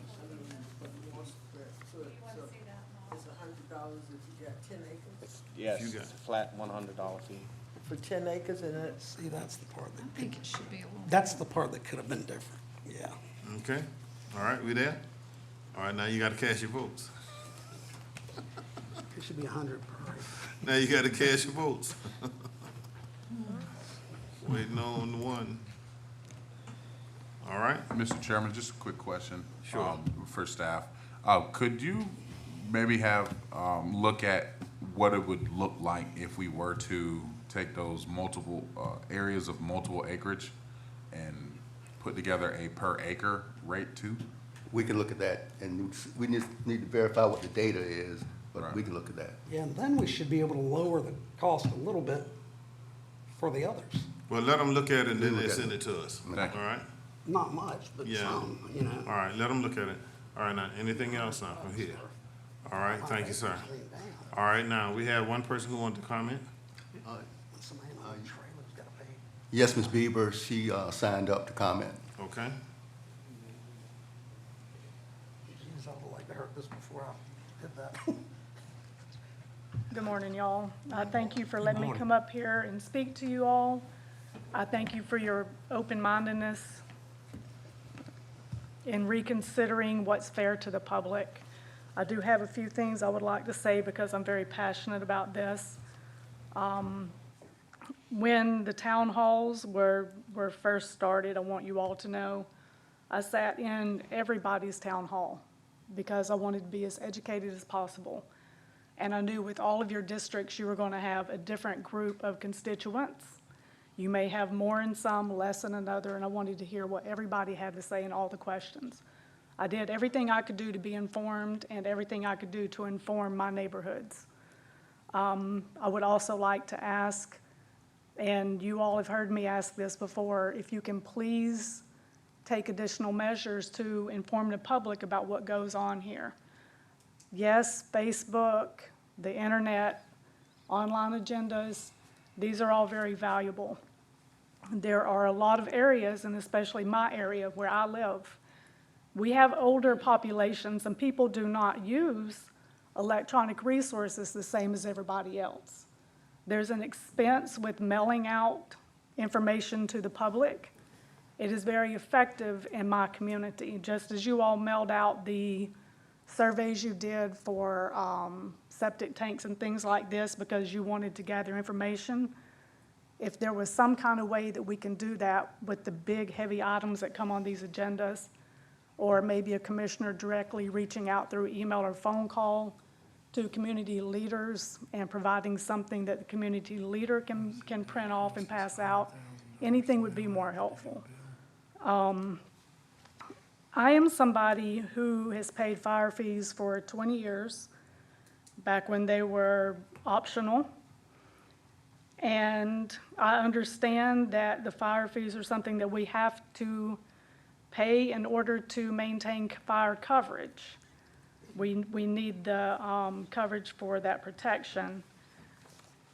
The recurring comments that I didn't like so much, it seemed that it was all blamed on the citizens not paying the fire fees. Is why the county had to come in and take over and ask us to pay these fire fees.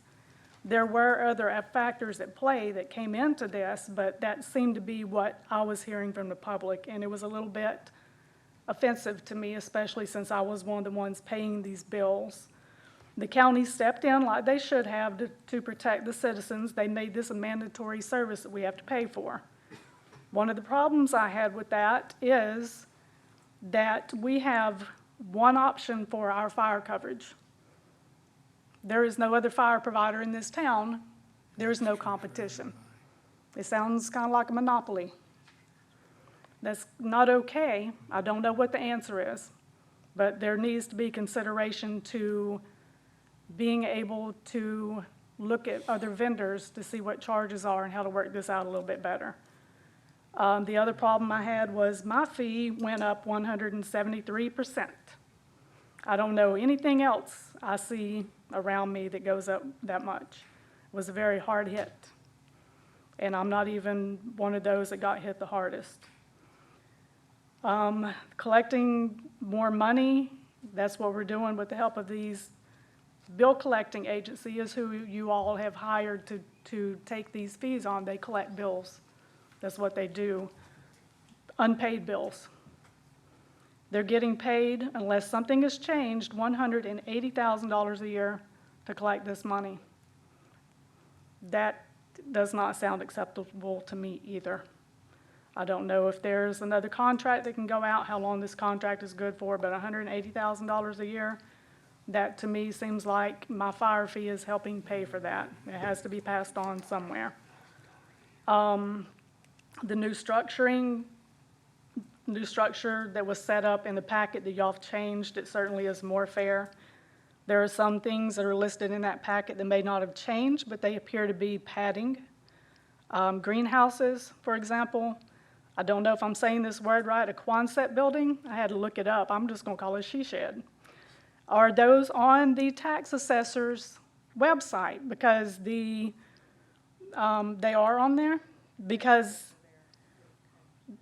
okay, so we're gonna find greenhouses in the Quonsets, if that's how I'm saying it, on the tax assessor code, because that's where these fees are being taken from.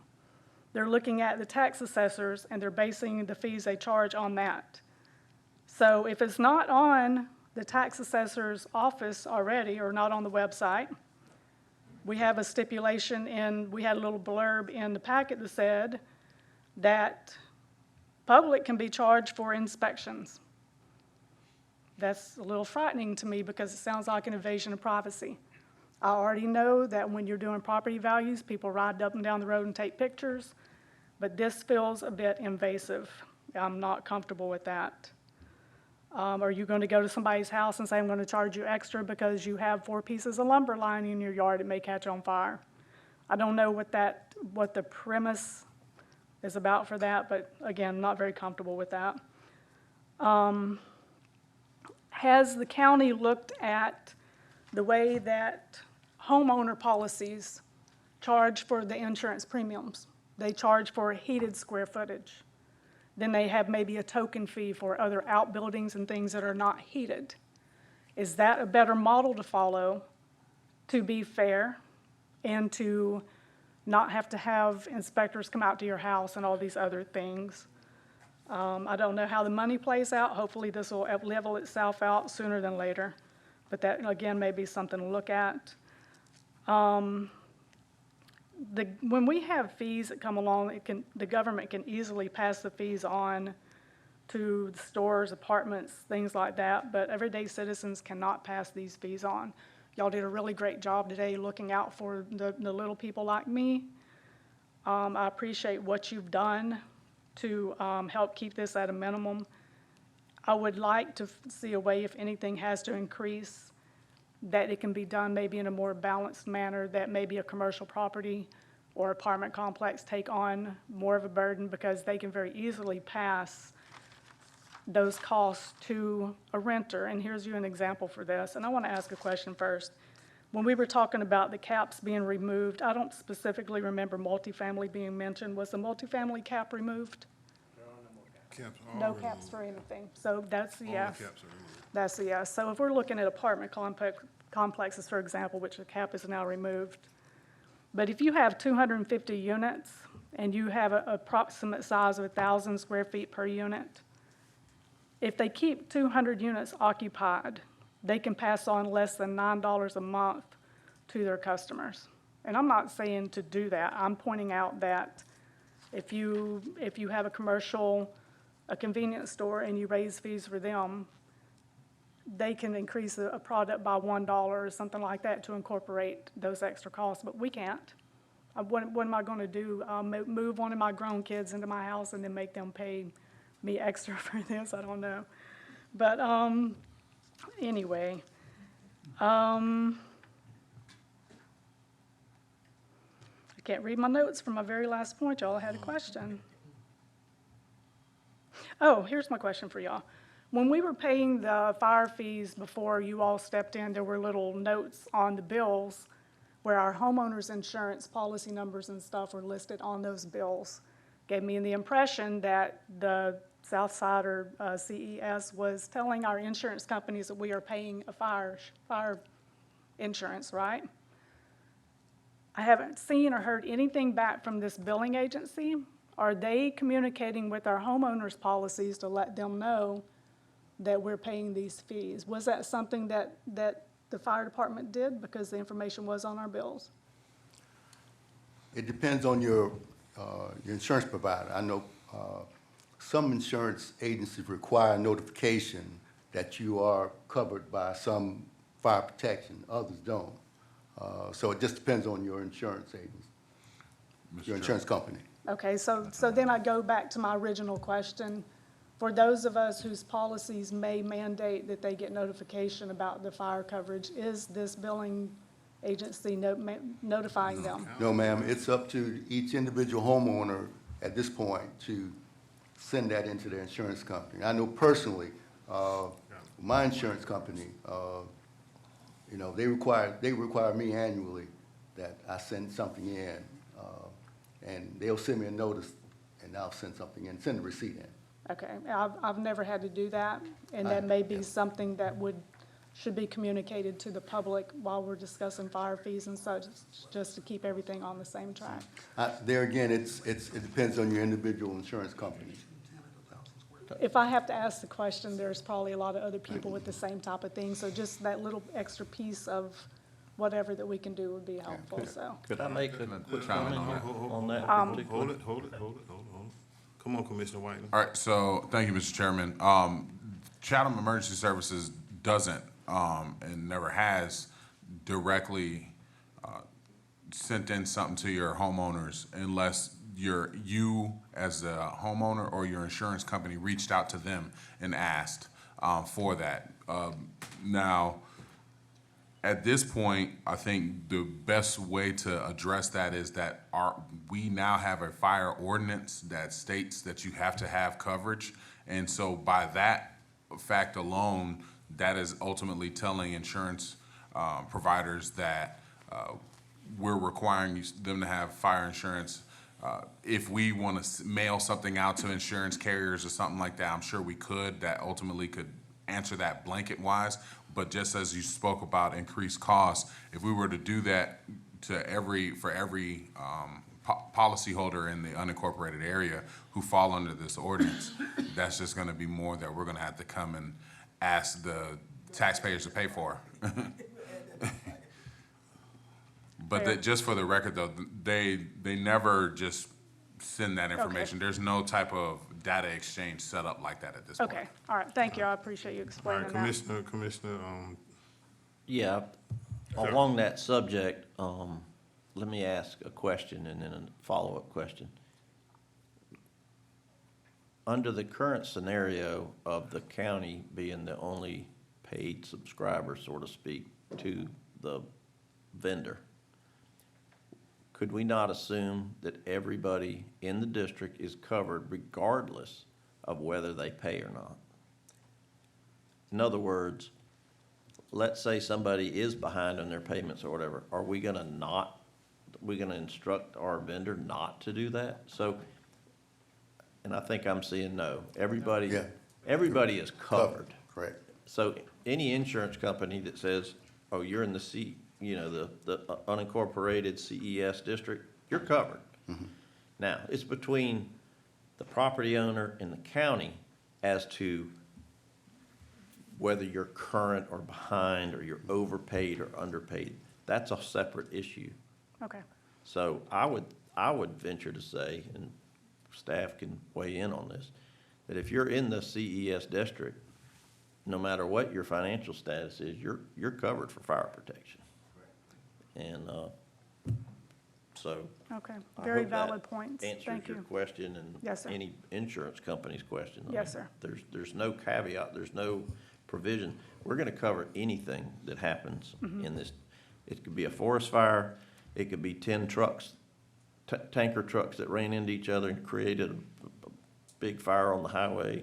It could be something at a public place, a private place, whatever's in their district, they're gonna respond. regardless of who's paying what. All right, That's, just I wanna like it. That's a good clear that up for me. explanation, thank you. Okay. Anything else on Sweet? I'm gonna say one ugly word, and then I'm gonna leave the podium. Annexations. That's all I'm gonna say, because if you're setting up buildings and you're collecting fees, the structures are gonna be changing based on annexations that come and go. Well, let me Thank y'all. just, since you brought that up, annexation, let me just inform you, I'm one of the certified, arbitrators, mediators, whatever you wanna call us, by the state, all right? In fact, I have 2 on my desk now where I have to go and arbitrate because of annexation, all right? And so, I think what needs to happen is those in the unincorporated areas need to be abreast of, because we get the annexation note late, all right? I guess so. And then the one we did find out about, we were successful in sending a letter of. Thank you. Yeah, and. Thank you cutting very it. much. And so, as we find out, because, municipalities, and it's just not Chatham County, it's all over the state, that's why I had to go get the training to be a mediator, is they're not telling, all right, that they're annexing things in, they just put filing for annexation. And then you got counties and you've got residents who come and file later, so then we have to go and mediate that, okay? So, it's one of those things where we have to be, owls, all right, to, see all and let our neck roll around so we can see what's happening around us, but annexation is a problem for us too. Exactly. Can I make one more comment before Okay, she? go ahead.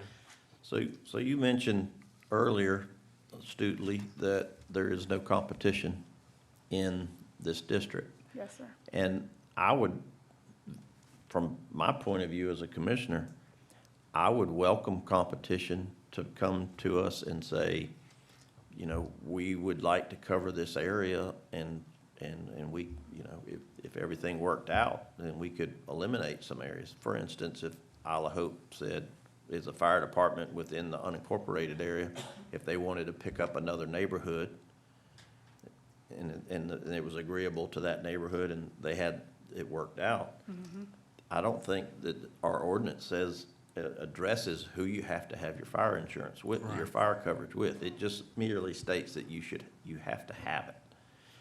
And in the agreement we have as a catch-all, if you don't have it from Isle of Hope or City of Savannah or Bloomingdale or Garden City or whoever has a fire department, but I don't think there's anything that prohibits a community from setting up their own fire department, from, latching on to another fire department, whatever method. I don't think that there's a domination, like we want these and that's all, we're gonna keep it that way forever. So as far as competition, if it bubbles up, I would have no reservation about changing the fire district personally. Okay, So thank I'm you. just one of 9 commissioners. Yeah, I like the open-minded approach to that as well.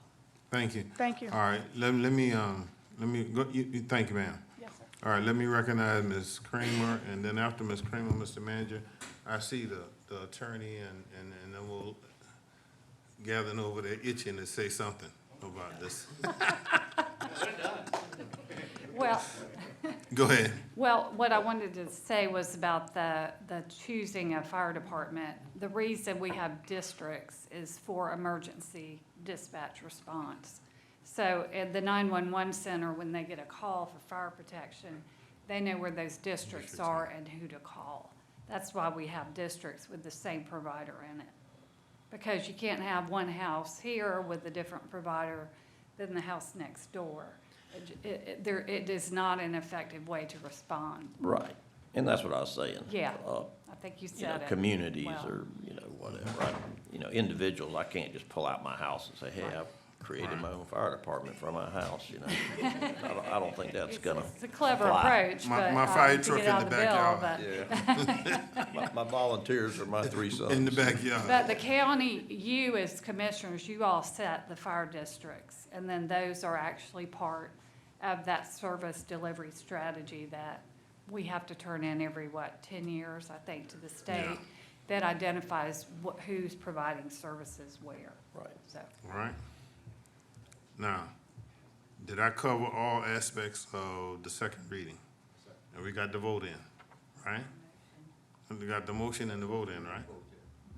It's already voted on. Yeah, didn't he make a motion for the second reading? Yeah, we already did that, right? It's a done deal. Okay, all right. Yes, sir. Commissioner Kicklighter isn't here yet right now, but the 40% number he gave is an accurate number, okay? And interestingly, Accurate. very accurate, on a nationwide basis, as a matter of fact. And the interesting thing is, it used to be almost 60%. And if you go out and ask any fire chief, what's the difference? Is people don't smoke as much. And they don't throw as many cigarettes out the window to catch many inside of the road. So, you know, there's some good things that have happened out of this thing too. Don't All right. smoke. Well, do we have any idea if that 40%, is it cars, is it trash cans, dumpsters? I mean, are we talking about forest fires? It runs the gamut. You get a lot of the side of the road fires. You get people who are clearing out their pine forest and it gets out of hand, catches fire. You gotta watch that. And then unbelievably, there's a lot of cars and vehicles. Oh, yeah. Well, the reason I asked the question is there's some talk about looking at the land fee. Well, let's be sure to include, if we go that far, that we include that data, because if it's the side of the road and I can see a cigarette going out the window and starting on a dry day with the grass knee-high, it hadn't been cut, and it's a little windy, you have a grass fire, but that's not a landowner. That's us. So in the cars that crash, I think we've always understood that we're not gonna capture every single situation, but this is a big net and we'll raise enough money to have a fire department.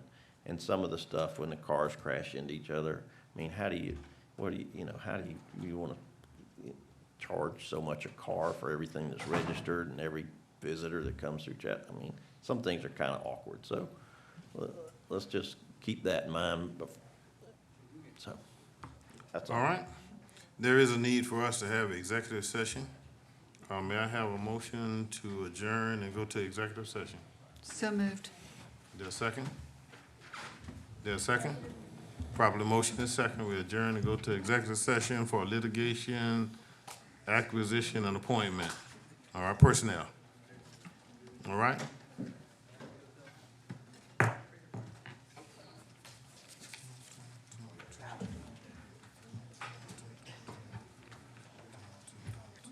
Never do this when people are hungry.